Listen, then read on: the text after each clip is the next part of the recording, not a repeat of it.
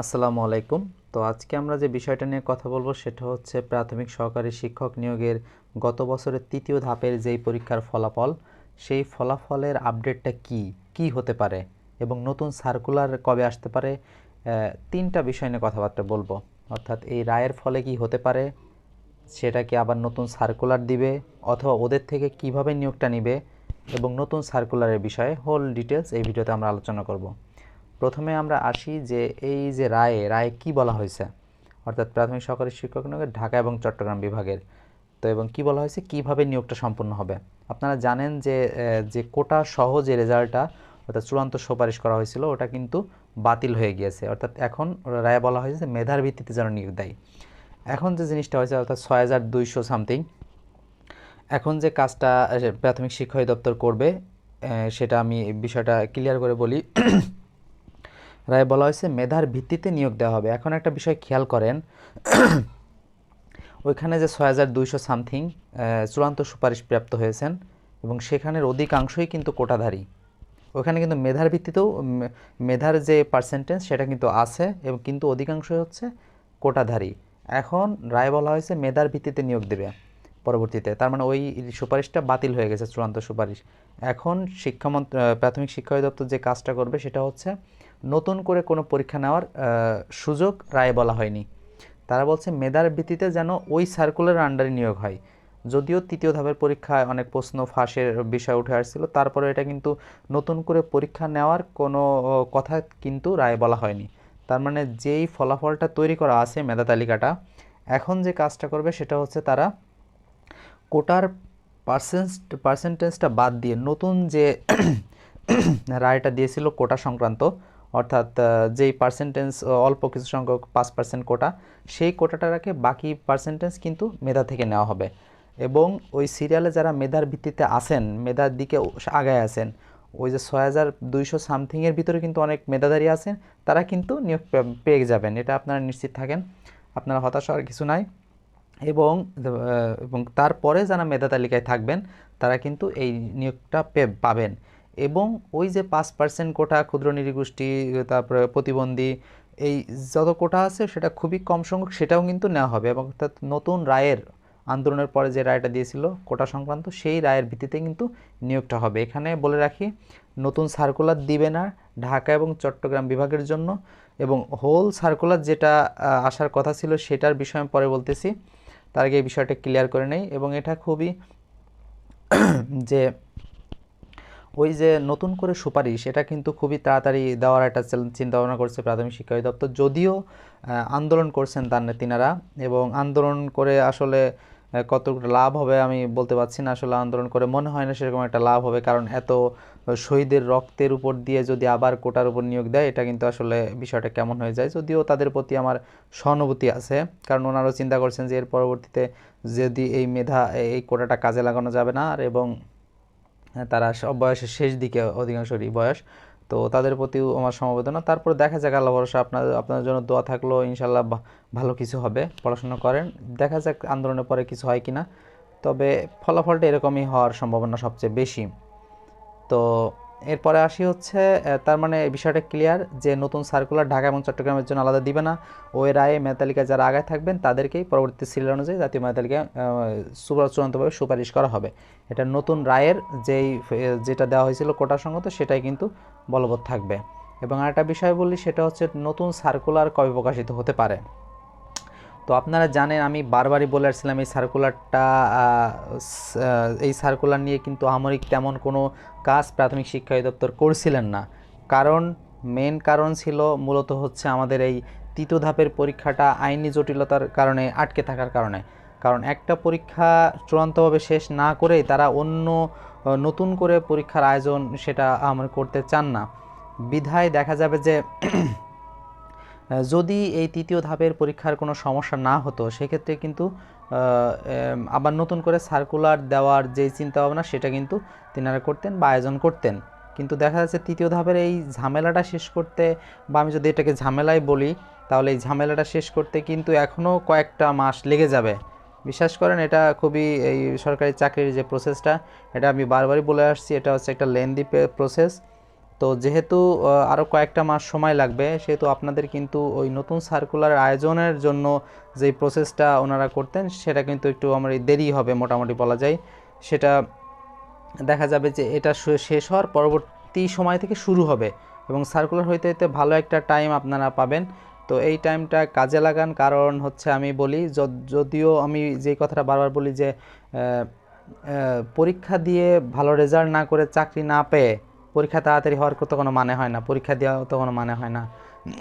অর্থাৎ এমন হয় যে পরীক্ষাও অনেক পিছিয়ে গেল কিন্তু আপনার প্রিপারেশন ভালো এবং ওই পরীক্ষাটায় যদি আপনি ভালো একটা রেজাল্ট করতে পারেন, চাকরি পেতে পারেন, তাহলে ওটাই কিন্তু সার্থকতা। ঠিক আছে, যদিও আপনারা বারবার বলেন যে পরীক্ষা কেন আগে হয় না বা হয় না তা হয় না, কিন্তু আপনাদের মেন কথা হচ্ছে আপনাদের পড়াশোনা করা লাগবে এবং পড়াশোনার পর যদি ভালো ফল বা প্রিপারেশনটা যদি ভালো থাকে তাহলে পরীক্ষা একদিন একদিন তো হবেই, সেটা সর্বোচ্চ 6 মাস, 5 মাস, 1 বছর, সমস্যা কি আপনার বলেন? যদি ভালো প্রিপারেশন থাকে এবং ওই একটা পরীক্ষায় যদি আপনি ভালো করেন তাহলেই তো চাকরি হয়ে গেল, যেটা আপনার কাঙ্ক্ষিত লক্ষ্য বা যেটা আপনার দরকার।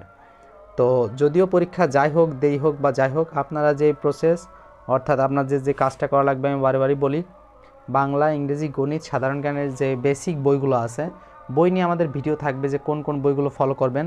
আমি বারবারই বলি যে বাংলা, ইংরেজি, গণিত, সাধারণ জ্ঞানের যে বেসিক বইগুলো আছে,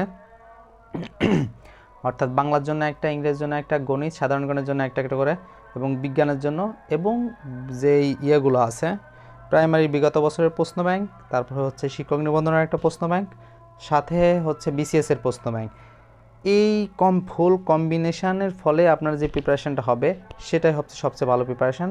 এবং এভাবে করে আপনি সার্কুলার দেওয়ার আগে এইগুলো শেষ করে ফেলেন রে ভাই, তাহলেই তো হয়। যদি ভালো করে এই বইগুলো শেষ করে ফেলতে পারেন, যদি এটা শেষ করতে ভালো একটা টাইম লাগে, এই এই সিকোয়েন্স অনুযায়ী যদি আপনি পড়তে পারেন তাহলে কিন্তু আপনি চাকরিটা পাবেন। কারণ এখন একটা জিনিস মাথায় রাখবেন যে এর পর থেকে, এই আন্দোলনের পর থেকে যত নিয়োগ পরীক্ষা অনুষ্ঠিত হবে সবগুলোই কিন্তু মেধার ভিত্তিতে নিয়োগ হবে। আপনারা এটা ভালো করে জানেন যে কোটার প্রয়োগ যেহেতু হচ্ছে না, এটা আপনাদের জন্য দারুণ সুযোগ। এবং আরেকটা বিষয় বলে রাখি, এবং দুর্নীতি ওটা আজীবন বাংলাদেশে হবে, ওটা নিয়ে ভয় পাওয়ার কারণে খুবই কম সংখ্যক। আরেকটা বিষয় আপনাদের বলে রাখি, সেটা হচ্ছে আপনারা জানেন যে এই বয়স কিন্তু বৃদ্ধি করা হয়েছে, অর্থাৎ এখন সরকারি চাকরির বয়স কিন্তু 32 বছর, আগে 30 ছিল। এখন একটা জিনিস মাথায় রাখবেন যে ওই 30 থেকে 32-এর ভিতর যারা আছে তাদের প্রিপারেশান বা তাদের অভিজ্ঞতা কিন্তু অনেক, ঠিক আছে, তাদের অভিজ্ঞতা কিন্তু অনেক, ক্যান্ডিডেট সংখ্যা অনেক বেড়ে যাবে এবং পদ সংখ্যা যেহেতু প্রাইমারি যে শিক্ষক নিয়োগের যে পদ সংখ্যা, এটা কিন্তু এই যে নতুন সার্কুলার দিবে, যদিও একটু দেরি হবে, আপনার হতাশার কিছু না, এভাবে পড়তে থাকেন। আমি আমাদের এই নতুন চ্যানেলে যেভাবে আমরা গাইডলাইন দিই এভাবে ফলো করবেন আশা করি।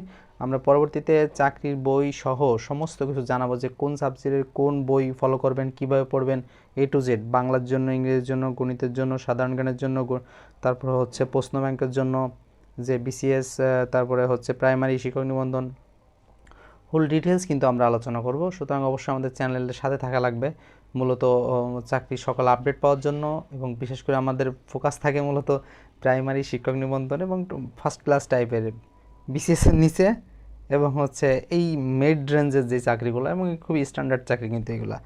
খাদ্য অধিদপ্তর নিয়ে আমরা কথাবার্তা বলবো, ইউনিয়ন সমাজকর্মী। তো আপনারা যদি নতুন হয়ে থাকেন চ্যানেলে, তাহলে অবশ্যই চ্যানেলটি সাবস্ক্রাইব করে পাশে থাকা বেল আইকনটি প্রেস করে দিবেন। আমাদের যেহেতু এটা নতুন চ্যানেল, আমরা নতুন চ্যানেলে সমস্ত আপডেট দেওয়ার চেষ্টা করব, অবশ্যই সাবস্ক্রাইব করবেন। আপনাদের যদি কোনো প্রশ্ন থাকে সেটা অবশ্যই কমেন্ট বক্সে জানাবেন, সেটা আমরা কমেন্ট বক্সে অ্যান্সার দেওয়ার চেষ্টা করব। এবং এখানে কিন্তু আপনারা জানেন যে এখন সাম্প্রতিক সময়ে খুব গুরুত্বপূর্ণ কিছু আপডেট বা নিউজ আসবে, সেটা হচ্ছে খাদ্য অধিদপ্তরের পরীক্ষা নিয়ে, তারপরে আমাদের ইউনিয়ন সমাজকর্মীর যে পরীক্ষাগুলো আছে পরীক্ষা নিয়ে, তারপরে শিক্ষক নিবন্ধনের হট টপিক শিক্ষক নিবন্ধন, ওটা সার্কুলার পরীক্ষা প্রস্তুতি, সমস্ত বিষয় নিয়ে কিন্তু আমরা আমাদের চ্যানেলে আলোচনা করে থাকি। সুতরাং আপনি যদি নতুন হয়ে থাকেন, চাকরি প্রত্যাশী হয়ে থাকেন, তাহলে অবশ্যই আমাদের চ্যানেলটি সাবস্ক্রাইব করে পাশে থাকা বেল আইকনটি প্রেস করে দিবেন। এবং আমাদের যদি কোনো প্রশ্ন থাকে সেটা কমেন্ট বক্সে জানাবেন, আমি সেটার অ্যান্সার সাথে দেওয়ার চেষ্টা করব। অবশ্যই কমেন্ট বক্সে আপনাদের মতামত আশা করি জানাবেন। তো এটাই ছিল আজকের ভিডিওর মূল লক্ষ্য। যে তৃতীয়, আমি আর যদি খুবই সংক্ষেপে আপনাদেরকে বলি যে প্রাইমারি তৃতীয় ধাপের পরীক্ষা নতুন করে অনুষ্ঠিত হবে না। তারপরে হচ্ছে ওই মেধার ভিত্তিতে এখন নিয়োগ হবে, যদিও আমার সমবেদনা থাকবে কোটাধারীদের উপর, কারণ যেহেতু তারা আসলে একটু বিষাদগ্রস্ত হয়ে পড়তেছেন, হতাশায় ভুগতেছেন, যেহেতু চূড়ান্ত নিয়োগ পেয়ে আসলে চাকরিটা হারাতে হচ্ছে। তো যাই হোক, কোটা যেহেতু এত বড় একটা আন্দোলন হয়ে গেল, এই আন্দোলনের রক্তের উপর দিয়ে তো কোটা আবার নতুন করে দেওয়ার তো কোনো সুযোগ হয় না। যেটা হয়ে গেছে হয়ে গেছে। যদিও চূড়ান্ত সুপারিশ করার আগে কিন্তু কয়েকটা মন্ত্রণালয় অনুমতি নিয়েছিল, যদিও কিন্তু আসলে সাধারণ জনগণ বা বিক্ষুব্ধ জনগণ যারা আন্দোলন করেছেন, নিজের রক্ত দিয়েছেন, আহত হয়েছেন, তারা তো আসলে এই বিষয়টা মেনে নিতে পারেন না। তো যদিও কোটি কয়েক সংখ্যক খুব বিক্ষুব্ধ শিক্ষক আসলে ওনারা হাইকোর্টে রিট করেছিলেন, বিধায় আসলে এটা হয়েছে। এবং আপনাদের হতাশার কিছু না, আল্লাহ একটা ব্যবস্থা করেই দেবেন, যার রিজিকে যেটা আছে ইনশাল্লাহ সেটাই হবে, সবার জন্য ভালো হবে। কোটাধারী যারা আছেন, যারা বঞ্চিত হয়েছেন, তাদের জন্য শুভকামনা থাকলো, ইনশাল্লাহ আপনাদের ভালো কিছু হবে। এবং যারা নতুন করে মেধায় নিয়োগ পাবেন বলে আশাবাদী, তাদের জন্য শুভকামনা। এবং সবচেয়ে বড় বিষয়টা হচ্ছে, কারণ এর আগে প্রাইমারিতে যত নিয়োগ হয়েছে সেটা সবগুলোতেই কিন্তু আসলে কিছু না কিছু ঘটনাবাতি ঘটছে, বিশেষ কোটায়। আসলে কোটা ছাড়া চাকরি হয় না প্রাইমারিতে বলাই চলে। কিন্তু এর পরবর্তীতে যে নিয়োগগুলো হবে সে কিন্তু কোনো কোটা থাকবে না, হিসাবে কোনো কোটাই থাকে না। এটা আপনার উপর নির্ভর করবে আপনি কীরকম প্রিপারেশন নিয়ে কীরকম পরীক্ষা দিচ্ছেন। সুতরাং পরীক্ষা যদি দেরি হয়, আপনার হতাশার কিছু নাই, আমাকে গালি দিয়েও কোনো লাভ নাই, এটাই ভালো আপনার জন্য। যদি আপনি আমার গাইডলাইন ফলো করেন, বিশেষ করে যেই কথাগুলো বললাম, যে বেসিক যে বইগুলো আছে, বাংলা, ইংরেজি, গণিত, সাধারণ জ্ঞান আর প্রশ্ন ব্যাংকগুলো, এভাবে আমি পড়ার প্রিপারেশনের ধরন বা এগুলো আমরা সামনের ভিডিওতে আলোচনা করব। আজ এই পর্যন্তই। ভালো থাকবেন, সুস্থ থাকবেন, আল্লাহ হাফেজ।